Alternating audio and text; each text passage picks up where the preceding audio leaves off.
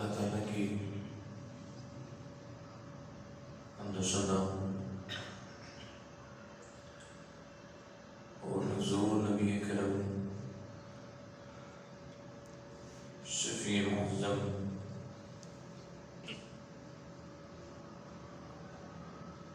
تاجدار دو جہاں علم گسار زمان کی بارگاہ میں حدیث درود و سلام و نعت پیش کرنے کے بعد دعا ہے اللہ رب العزت سے کہ اللہ رب العزت ہم سب کی آج کی اس حاضری کو اپنی بارگاہ میں قبول و منظور فرمائے آمین اور ہم سب کے لیے دنیا میں عزتیں برکتیں اور رحمتیں عطا فرمائے آمین اور روز محشر ہم سب کے لیے مغفرت کا بخشش کا اور حضور نبی اکرم صلی اللہ علیہ وسلم کی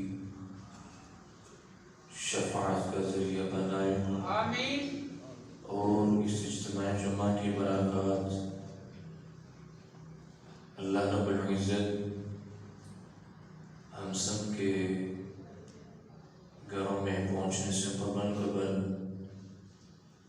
اللہ رب العزت ہم سب کے گھروں میں پہنچا دے آمین ماہ رمضان المبارک کا آج دوسرا جمعہ المبارک ہے اور رحمت کا عشرہ آج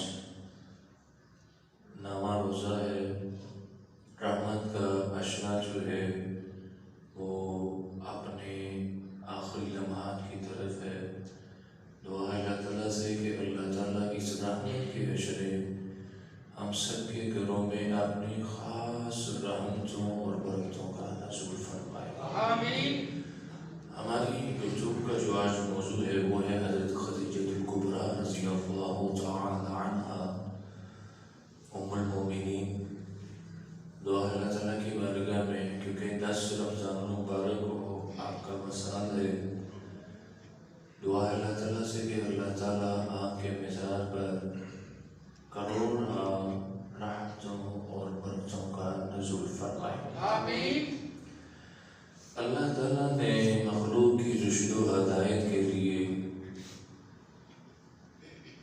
جتنے نبی اور رسول مبعوث فرمائے وہ سب شان اور عظمت والے ہیں سبحان اللہ لیکن ہمارے آقا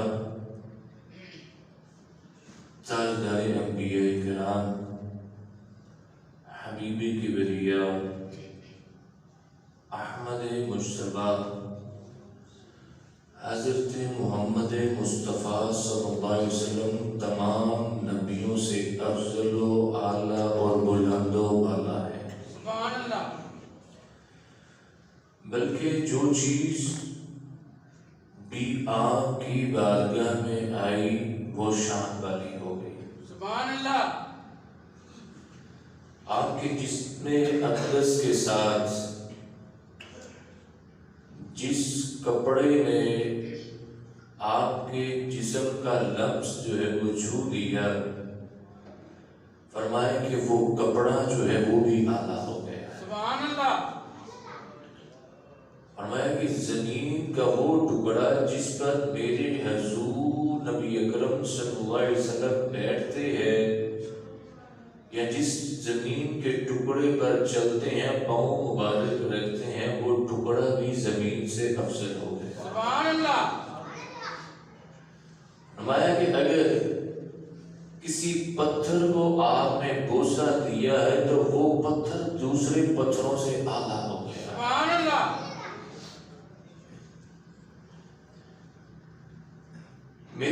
محبوب علیہ الصلوۃ والسلام جیسے حجر اسود کو بوسہ آقا علیہ الصلوۃ والسلام نے دیا تو جتنے بھی صحابہ کرام تھے ان کا معمول یہ تھا. اور حضرت صدیق اکبر رضی اللہ تعالیٰ عنہ حضرت عمر فاروق آپ اکثر کہا کرتے تھے کہ اے حجر اسود ہے تو بھی پتھر، جیسے دوسرے پتھر ہے نا ایسے ہے تو بھی پتھر، لیکن تیری فضیلت، تیرا مرتبہ، تیرا رتبہ اس لیے بلند ہوا ہے کہ تمہیں میرے محبوب نے بوسہ دیا ہے. تمہیں میرے محبوب نے بوسہ دیا ہے تو بھی پتھر، جیسے عام پتھر ہے نا، ہے تیری بھی حیثیت پتھر کی ہے، لیکن جب سے تیری نسبت حضور سے ہوئی ہے تیرا رتبہ جو ہے وہ بلند ہو گیا. تو پتہ چلا کہ حضور کے ساتھ جس چیز کی نسبت ہوئی ہے وہ چیز بھی بلند ہو گئی ہے. اللہ نے اس کا رتبہ بھی جو ہے نا وہ بلند عطا کر دیا ہے. بس آپ کے ساتھ جو بھی چیز لگی تو ایسے ہی میرے نبی کے قدم مبارک جس گلیوں میں لگے وہ گلیاں بھی افضل ہے. میرے حضور جس گھر میں ٹھہرے، جس گھر میں آرام فرماتے تھے، اور آج بھی جس جگہ پہ آپ کی قبر انور ہے وہ بھی جگہ سب سے جدا ہے، یہ سب سے اعلیٰ ہے. تو مقصد بیان کرنے کا یہ ہے، دیکھیں اللہ تعالیٰ قرآن کریم میں ارشاد فرماتا ہے لا اقسم بہذا البلد، کہ اے محبوب مجھے قسم ہے تیرے شہر کی، مکہ کی، مجھے قسم ہے تیرے شہر کی. اللہ کسی اور چیز کی بھی قسم اٹھا سکتا تھا، لیکن رب سے اللہ نے محبوب علیہ الصلوۃ والسلام نے رب سے کہا کہ اے اللہ، اے محبوب، اے رب، تو میرے شہر کی قسم کیوں کھا رہا ہے؟ اس شہر میں بھی اور بھی بڑی چیزیں ہیں، لیکن کہہ رہا ہے اے محبوب اس شہر کی، تیرے شہر کی قسم. فرمایا کہ اس لیے وَأَنْتَ حِلٌّ بِهَذَا الْبَلَدِ، کہ تیرے پاؤں جو ہیں اس زمین پر لگے ہیں،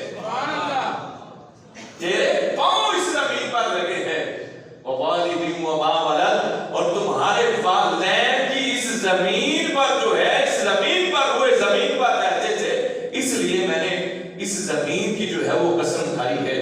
تو میرے محبوب علیہ الصلوۃ والسلام آپ فرمایا کہ تیرا گھر ہے، فرمایا کہ وہ جنتی پتھر بھی ہے، فرمایا کہ مروہ اور صفا بھی ہے، عرفات و مزدلفہ بھی ہے، ہر چیز ہے اللہ کے گھر میں، ہر چیز ہے. لیکن جب قسم کھانے کی باری آئی فرمایا کہ اس لیے کھا رہا ہوں اے محبوب اس شہر میں تو رہتا ہے. سبحان اللہ.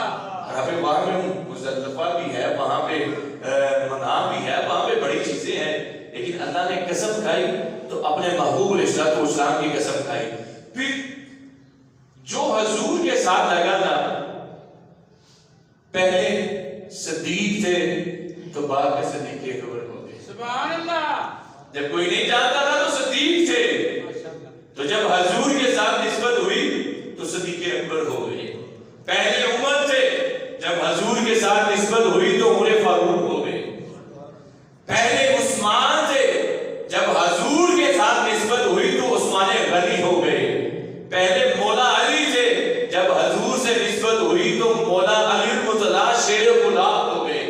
تو ایسے ہی جو نسبت، اب جو ہی حضرت خدیجہ الکبریٰ رضی اللہ تعالی عنہا کو جو مقام، جو مرتبہ، جو عزت اللہ تعالیٰ نے امہات المومنون، یہ نہیں کہ صرف حضرت خدیجہ الکبریٰ کی زیادہ فضیلت ہے، باقی بھی جو 11 امہات المومنین ہے جس کے متعلق قرآن کریم نے بتایا کہ نبی کی بیویاں جو ہیں وہ امت کی مائیں ہیں، وہ مومنوں کی مائیں ہیں، وہ مومنوں کی مائیں ہیں. جو حضور کی ازواج ہے وہ آقا علیہ الصلوۃ والسلام کی جو امت ہے ان کی مائیں ہیں.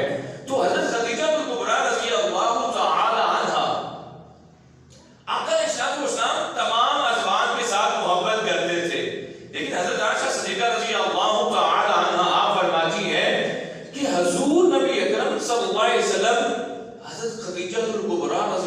اللہ تعالی عنہ کا کثرت کے ساتھ ذکر کرتے تھے.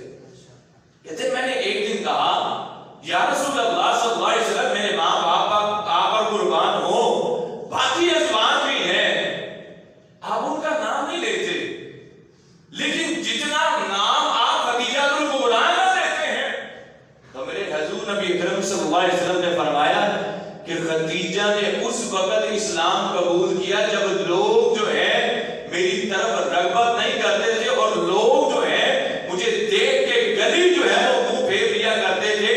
لوگ جب مجھے نہیں مانتے تھے, خدیجہ الکبریٰ نے مجھے اس وقت مانا ہے, اور جب مجھے مال کی ضرورت تھی تو خدیجہ الکبریٰ نے اپنا مال بھی عطا کیا ہے. فرمایا کہ مجھے اتنی کسی اور نے جو ہے مجھے عزت نہیں بخشی, اتنا مال کسی اور کا میرے کام نہیں آیا جتنا مال جو ہے وہ خدیجہ الکبریٰ نے جو ہے وہ مجھے دیا. آقا اسلام اسلام تجارت کیا کرتے تھے. جو حضرت خدیجہ الکبریٰ کو پتا تھا کہ آپ جو ہے نا ان کے شام کے اندر جا کے تجارت کرتے ہیں, تو آقا اسلام جب تجارت کرتے تھے آپ جو بھی مال ہوتا تھا نا اس مال کے عیب جو ہے وہ بتا کر بیچا کرتے تھے. مال کا عیب بتاتے تھے, جس مال کی خاصیت ہوتی تھی اس مال کی خصوصیت بیان کر کے سیل کیا کرتے تھے, بیچا کرتے تھے. ہمارا اب رول ماڈل نہ اور بن گیا ہے. ہمارا چاول بھائی تو ملک جاتا تھا, انہوں نے بند کر دیا خریدنا. کیوں؟ سینٹر کے اندر مٹی ہوتی ہے اور باقی سائڈوں کے اندر جو ہے وہ چاول ہوتا ہے, تو وزن میں فرق آ گیا. جب وزن میں فرق آیا تو انہوں نے کہا پاکستانی تو 2 نمبری کے مالک ہیں, انہوں نے ہمارا چاول خریدنا جو ہے وہ بند کر دیا. یاد رکھیں تجارت کرتے وقت اگر آپ کے ذہن میں 2 نمبری ہے تو صاحب یاد رکھیں تمہاری تباہ و بربادی شروع ہوگی. یہ رونا پٹنا جو ہے نا یہ اسی وجہ سے ہے کہ ہم شارٹ کٹ طریقے سے امیر بننا چاہتے ہیں, ہم شارٹ کٹ طریقے سے نا پیسے بنانا چاہتے ہیں, لیکن ہم یہ نہیں ویژن رکھتے کہ آیا یہ حرام ہے یا حلال ہے.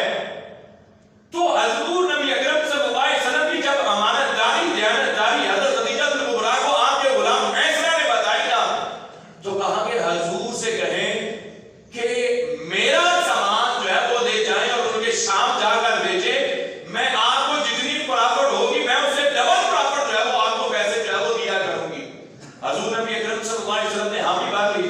اب جب حامی بھری تو اگلے دن جب مال لے کے جانے لگے تو آپ نے اپنا غلام حضرت خدیجہ الکبریٰ رضی اللہ تعالی عنہ کا جو غلام تھا نا میسرہ, آپ نے کہا کہ آپ آقا علیہ السلام کی خدمت کے لیے جائیں, راستے میں سفر ہوگا, جس چیز کی ضرورت ہوگی آپ نے جو ہے آقا علیہ السلام کو لے کر دینی ہے. میسرہ جو ہے وہ بھی ساتھ چل پڑا. میسرہ کہتے ہیں جب میں ساتھ گیا نا حضور کے, تو کہتے کہ میں نے بڑے بڑے عجیب معاملات دیکھے. کہتے جب جس جگہ حضور چلتے تھے نا اس جگہ جو ہے وہ دھوپ نہیں ہوتی تھی بلکہ 2 فرشتوں نے اوپر سے سایہ کیا ہوتا تھا. سبحان اللہ. کہتے میں یہ معاملہ دیکھ کر نا بڑا حیران ہوا کہ جس جگہ حضور چلتے ہیں فرمایا کہ اس جگہ دھوپ نہیں ہے, اوپر سے فرشتوں نے جو ہے وہ سایہ کیا ہوا ہے. فرمایا کہ پھر چلتے چلتے جب رات کا وقت آیا ہم نے ایک جگہ ٹھہرنا تھا, تو کہتے جب ٹھہرے نا تو ایک درخت تھا, اس درخت کے نیچے جو ہے وہ حضور بھی لیٹ گئے, اور جو ہمارے ساتھ اونٹوں کا جو سامان تھا, تجارت کا سامان تھا, وہ بھی ایک جگہ پہ بیٹھ گئے. کہتے قریب ایک گھر تھا اور اس گھر کے اندر ایک راہب رہتا تھا. کہتے جب اس نے قافلے کا پڑاؤ دیکھا نا تو وہ بھاگتا ہوا جو ہے نا وہ قافلے کے پاس آیا. جب قافلے کے پاس آیا نا تو آقا علیہ السلام آرام فرما رہے تھے. میسرہ سے کہنے لگے کہ یہ جو شخص لیٹا ہوا ہے, جو ہستی لیٹی ہوئی ہے, یہ ہستی کون سی ہے؟ وہ کہنے لگی کہ حضور نبی اکرم صلی اللہ علیہ وسلم ہے, یہ محمد صلی اللہ علیہ وسلم ہے. انہوں نے کہا کہ یہ درخت کے نیچے عام بندہ لیٹ نہیں سکتا. یہ جو درخت ہے اس کی خاصیت یہ ہے کہ اس کے نیچے کوئی عام بندہ لیٹ نہیں سکتا. اور یہ ہم نے جو کتب میں پڑھا ہے, ہم کہتے ہیں تو ہم نے کتب میں پڑھا ہے اور ہمارے بڑوں نے جو بتایا ہے, انہوں نے کہا ہے کہ اس درخت کے نیچے آ کے جو ہستی لیٹے گی وہ ہستی جو ہے وہ آخری نبی ہوگے جن کا نام جو ہے وہ حمد مصطفیٰ صلی اللہ علیہ وسلم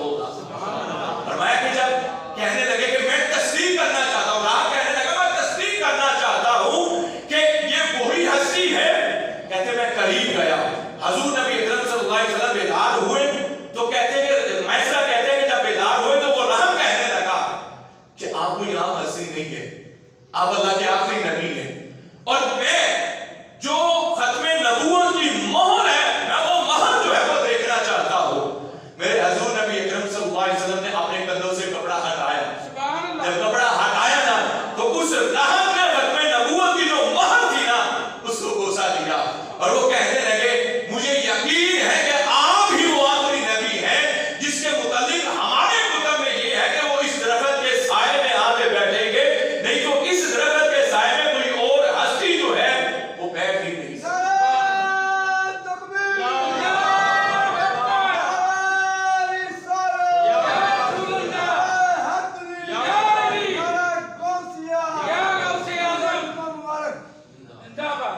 فرمایا کہ یہ آخری ہستی وہی ہو سکتی ہے، اور یا رسول اللہ صلی اللہ علیہ وسلم آپ بے شک اللہ کے آخری نبی ہیں۔ کہتے ہم اس قافلے سے پڑا ہوا ہوں، وہ راہب چلا گیا، اس نے ختم نبوت کی مہر کی جو تصدیق کرنی تھی وہ کہا کہ قافلہ چل پڑا۔ کہتے جب قافلہ چلا نا تو پھر میں نے دیکھا کہ وہی چھاؤں جو ہے نا وہ بادل کے ٹکڑے جس جگہ حضور نبی اکرم صلی اللہ علیہ وسلم چلتے ہیں بادلوں نے ہے اوپر سے سایہ کیا ہوا۔ کہتے ہیں ملک شام کے اندر جب تجارت کے لیے پہنچے، بڑے بڑے تجارت، بڑے بڑے جاگیردار، بڑے بڑے جو تجارت کے ماہر تھے وہ بیٹھے ہوئے ہیں۔ کہتے ہیں کہ میرے حضور نے چند لمحات کے اندر جو اپنا جتنا بھی مال تھا نا وہ بیچ دیا، چند لمحات کے اندر۔ اب جو بڑے تاجر تھے نا ملک شام کے اور پوری دنیا سے جو تاجر آئے ہوئے تھے وہاں پہ منڈی لگی ہوئی تھی، وہ سارے ہیں نا کہ ہم بڑے کاریگر بندے ہیں، ہم بڑے ایکسپرٹ ہیں، ہم بڑے تجربہ کار بندے ہیں، یہ شخص ابھی آیا ہے اور مال اپنا بیچ کے چلا بھی گیا ہے، محضرہ کو بلا لیا، بتا کون سا ایسا کام کیا ہے ہمارا مال وہی پڑا ہے، حضور کا مال بک گیا ہے، معاملہ کیا ہے؟ وہ کہنے لگے اور تو کوئی تجربہ نہیں، اور تو کوئی بھی تجارت کا ایسا فارمولا نہیں تھا، لیکن حضور نبی اکرم صلی اللہ علیہ وسلم جب بھی بات کرتے تھے جو بھی مال بیچتے تھے اس کا عیب بھی بتاتے تھے، اس کا نفع بھی بتاتے تھے، عیب بھی بتاتے تھے، اس مال میں عیب ہے کہ آپ کو اتنے میں مل جائے گا، یہ مال اچھا ہے، یہ مال کی اتنی قیمت ہے۔ فرمایا کہ صرف دو چیزیں، ایک تو سچ اور دوسرا مال کا عیب، اور مال کے اندر جو اچھائی ہے حضور نے وہ بتائی ہے۔ وہ کہنے لگے ہم تو بہت بڑے جو ہیں تجربہ کار سے جو ہے وہ ہم تجارت کرنے والے ہیں، ہم تو تاجر بہت بڑے تاجر ہیں، لیکن یہ چند لمحات میں آئے ہیں اور اپنا سارا اور سامان بھی جو فروخت کیا ہے اللہ نے اس میں بڑی جو ہے وہ برکت بھی دی ہے۔ واپس آئے، کہتے جب ہم واپس نکلے نا سامان بیچ کے، تو کہتے جب واپس نکلے میں نے پھر غور و فکر شروع کیا، کہتے پھر وہی بادل کے ٹکڑے فرشتوں نے سایہ کیا ہوا ہے۔ کہتے جب ہم آئے گھر میں تو کہتے ابھی میں پیچھے تھا تو مجھے آقا علیہ الصلوۃ والسلام نے کہا کہ جاؤ حضرت خدیجہ الکبریٰ کو بتائیں کہ ہم نے مال سیل کر دیا ہے، ہمیں اتنی ڈبل پروفٹ ہوئی ہے، ہمیں ڈبل پروفٹ۔ ہم شارٹ کٹ ڈھونڈتے ہیں، ہم راتوں رات امیر ہونے کے چکر میں ہیں، اور یہ بھی نہیں پتا یہ حلال کما رہے ہیں، حلال کیا رہے ہیں یا حرام کیا رہے ہیں۔ حضور نبی اکرم صلی اللہ علیہ وسلم نے ہمیں نسخہ بتا دیا، اور روایات میں بھی یہی ہے، مال بیچنا چاہتے ہو، مال میں خیر و برکت چاہتے ہو، اور چاہتے ہو کہ مال جلدی بک جائے، تو فرمایا کہ اس کا عیب بھی بیان کرو اور اس کا فائدہ جو ہے وہ بھی بیان کرو۔ ہم کیا کہتے ہیں جو عیب والا ہوتا ہے نا مال، ہم اس کو دو نمبری طریقے سے اس طرح کا پینچر لگاتے ہیں کہ پتہ بھی نہیں چلتا یہاں سے کوئی چیز کے اندر عیب تھا۔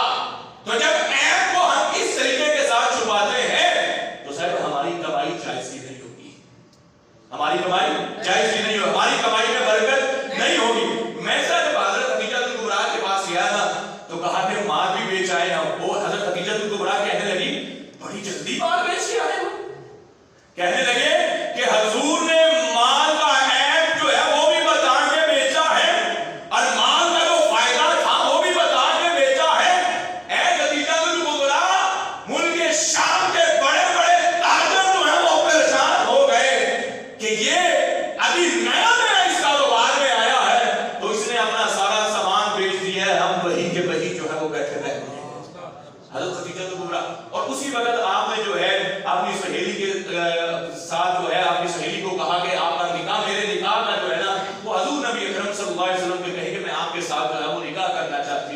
پھر نکاح ہوا، پھر آخری اور ساری زندگی حضرت خدیجہ کبریٰ نے آقا علیہ السلام کے ساتھ کوئی بھی فرمائش نہیں کی تھی. ساری زندگی حضرت خدیجہ کبریٰ کہتی ہیں کہ میرا جتنا بھی وقت حضور کے ساتھ گزرا ہے میں نے کبھی بھی جو ہے کسی چیز کی ڈیمانڈ نہیں کی. آپ نے گھروں کا اندازہ لگایا ساڑھے گھر ایک چیز ایک افطاری دے نہ آئے پورا گھر تھلے والا حصہ ہوتے جو تیرا تھلے. ہم نے اپنے گھر والوں کو صبر. اور روزہ ہے کیا؟ روزہ کیا ہے؟ روزہ صرف یہ ہے کہ ہم نے صبح سے لے کے شام تک بھوکا پیاسا رہنا یہ روزہ ہے؟ صاحب نہیں، روزہ صبر کا درس دیتا ہے. اور صبر کیا ہے؟ اگر 4 ڈشیں کھانے میں نہیں بنی نا ایک بن گئی ہے تو صاحب یہ صبر ہے. اس کو کھا لیا نا یہ صبر ہے. تو یہ صبر نہیں ہے کہ صبح سے لے کے شام تک بھوکا رہے. تو جناب ہم نے بڑا صبر کر لیا. ساری زندگی حضرت خدیجہ کبریٰ نے آقا علیہ السلام سے کوئی بھی ڈیمانڈ نہیں کی. آخری وقت آیا، نزاع کا وقت آیا تو اپنی بیٹی اور آقا علیہ السلام کی جتنی بھی اولاد تھی وہ حضرت خدیجہ کبریٰ سے تھی. وہ خدیجہ کبریٰ سے تھی. آپ کی جو نسل ہے وہ حضرت خدیجہ کبریٰ سے چلی گئی.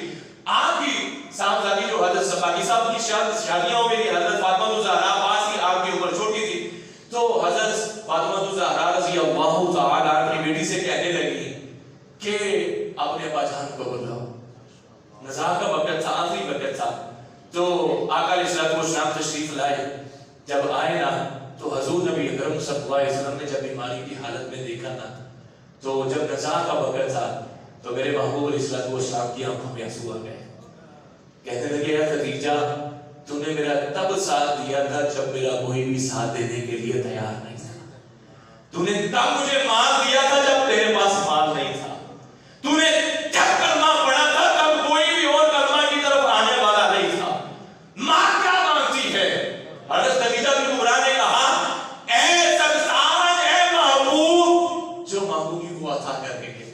فرمایا گیا خدیجہ تو نے ساری زندگی تو مانگا نہیں ہے، مان کیا مانگتی ہے؟ حضرت خدیجہ کبریٰ رضی اللہ تعالی عنہا فرماتی ہے کہ اے محبوب نزاع کا وقت قریب ہے. میرا جب آخری وقت آئے تو مجھے جو کفن دیا جائے اس میں وہ چادر جس چادر میں آپ لپیٹ اوڑھ لیتے تھے اور وہی جو ہے وہ نزول ہوتی تھی. قرآن جو ہے وہ نزول ہوتا تھا، قرآن وہی اترتی تھی. مجھے اس چادر کے اندر جو ہے نا میرا کفن، اس چادر کو کفن بنا کے مجھے جو ہے وہ کفن عطا کرتا. ساری زندگی حضرت خدیجہ نے کبریٰ نے کچھ نہیں مانگا لیکن آخری ایام، آخری وقت، آخری لمحات کیا کہا کہ وہ چادر مبارک، وہ کملی جس کملی کو آپ نے اوڑھا ہوتا تھا تو اللہ وہی بھیجتا تھا. فرمایا کہ مجھے جو ہے نا اس کملی کے اندر جو ہے نا مجھے کفن دیا جائے. ابھی یہ باتیں چل رہی تھی تو اللہ نے حضرت جبرائیل علیہ السلام کو بھیج دیا. اے جبرائیل جا جنت سے کفن لے جا. اے جبرائیل جا جنت سے کفن لے جا اور جا کے محبوب کو کہے کہ اللہ نے جنت سے یہ کفن بھیجا ہے. یہ کفن جو ہے خدیجہ کبریٰ کو یہ کفن ہے.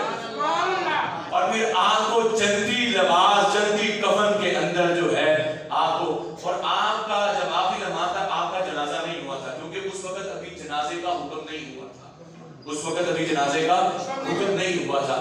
اب خدیجہ کبریٰ کیونکہ آپ کی حضرت فاطمہ الزہرا آپ کی بیٹی کا 3 رمضان کو یوم وصال تھا اور آپ کا وصال 10 رمضان المبارک کو ہے. اور حضرت فاطمہ الزہرا رضی اللہ تعالی عنہا نے بھی ساری زندگی حضرت علی سے کچھ نہیں مانگا تھا. ہماری فرمائشیں اور دور حاضر کی جو مستورات کی فرمائشیں ہیں کس لیے؟ یہ عورتوں کو بتانا جا کے درس دینا آپ کا کام ہے، ہمارا کام نہیں ہے. ہم تو یہاں میں بیٹھ کے دے سکتے ہیں. یہ تربیت اور یہ نشست آپ گھر میں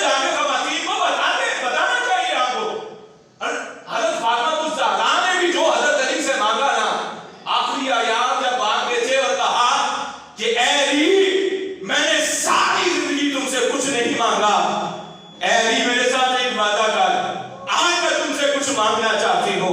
हज़रत अली बड़े खुश हुए कि मेरी ज़ौजा ने कभी पूरी जिंदगी कुछ नहीं मांगा। हज़रत अली कहने लगे, ऐ फातिमा मांग क्या मांगती है, अली देने के लिए राजी है, अली देने के लिए तैयार है। तो हज़रत फातिमा ज़हरा रज़ी अल्लाह तआला अन्हा फरमाती हैं कि ऐ अली, मेरा जब जनाजा उठाया जाए ना तो रात की तारीकी में उठाया जाए, रात की तारीकी में उठाया जाए। और मेरे, क्योंकि उस वक्त कपड़ा इतना ज्यादा नहीं होता था, फरमाया कि मेरे चेहरे के ऊपर खजूर की छाल जो है वो दे दी जाए। क्यों? फरमाया कि छत पे कोई अगर चढ़ा हो तो किसी गैर महरम का नजर, किसी गैर महरम को मेरा चेहरा जो है वो नजर नहीं आना चाहिए। क्योंकि फातिमा ने आज तक ना किसी गैर महरम को देखा है और ना ही किसी गैर महरम ने आज तक फातिमा को देखा है।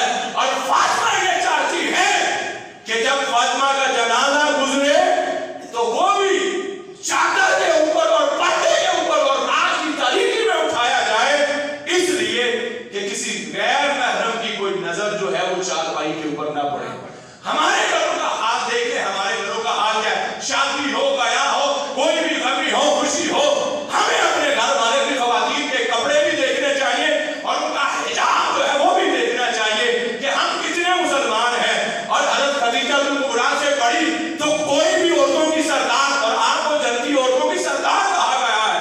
और हमारे घरों का हाल जो है वो क्या है, हम आजादी, औरत जो है आज जो है वो आजादी तक मांगती है कि हमें आजादी देनी चाहिए।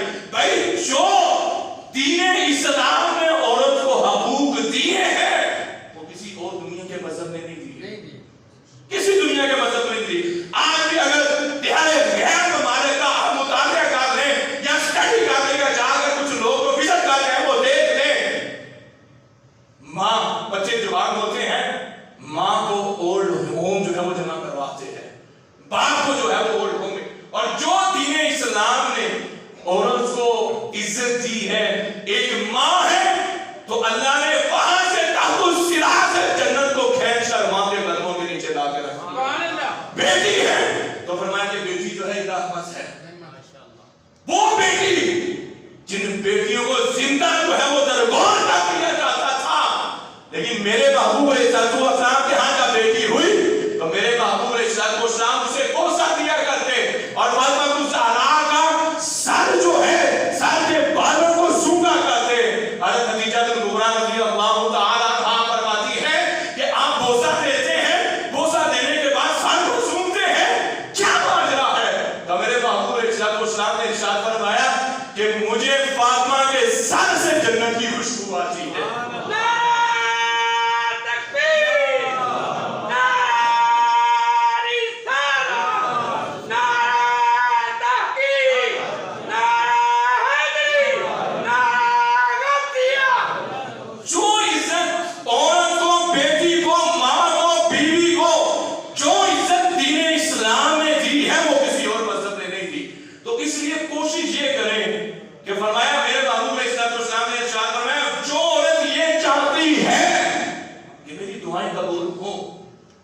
जो औरत ये चाहती है कि मेरी दुआएं कबूल हो, फरमाया वो घर की चार दीवारी के अंदर रहे। सुभान अल्लाह। वो घर की चार दीवारी, जब वो घर की चार दीवारी के अंदर रहेगी, फरमाया कि वो जो भी दुआ मांगेगी अल्लाह उसकी दुआ को कबूल फरमाएगा। सुभान अल्लाह। हमारा रवाज जो बन चुका है, शादी हो, बयां हो, खुदा की कसम है तो आपको हमें जो है वो शर्म आती है जब निकाह पढ़ाने जाए, हमें शर्म महसूस होती है कि अब हमें पता नहीं चलता कि ये शादी मुसलमान की हो रही है या किसी हिंदू घराने की हो रही है। और दूसरा ये, हम लोग सोशल मीडिया के मुफ्तियों को भी बड़ा सुनते हैं, हम सारी जिंदगी 1400 साल से लेके अब तक हम